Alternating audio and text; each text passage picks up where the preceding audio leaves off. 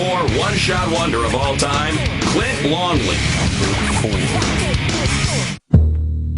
Thanksgiving Day 1974, big game as usual between the Redskins and the Cowboys. And Roger Staubach gets knocked out of the game early. Redskins are comfortably ahead. The Cowboys' backup quarterback at the time was a rookie named Clint Longley, who really hadn't played at all. The game and Dallas's destiny was in the hands of Clint Longley. Apparently, no one told this 22-year-old that he was supposed to be nervous. He just started throwing deep passes, and one after another after another. Our number 4 one-shot wonder led the Cowboys back into the game, throwing for 203 yards and 2 touchdowns in the final quarter and a half. Reporters next to me scrambling through their press books trying to say, who the heck is this guy? It just happened. It was just there. And it was like, it was just tumbling down the hill and they couldn't stop it. Get out of the way. His long bomb to Drew Pearson won the game with under a minute to play.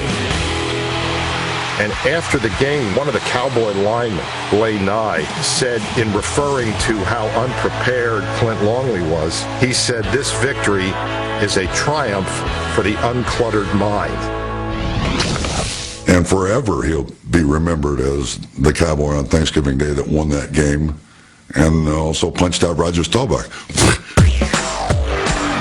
Yes, Longley made news once more in training camp in 1976. The story as it goes in Dallas is that game went to Clint Longley's head and gave him an inflated sense of who he was and what his role within the Cowboys organization should be. He said something about me one day, and I told him, don't ever say anything about me to any of my teammates. Say it to me with my face. A few days later, he did something to me. He hit me from behind and just completely, that's exactly what happened. I mean, his story that I was facing him and saying something to him was a lie.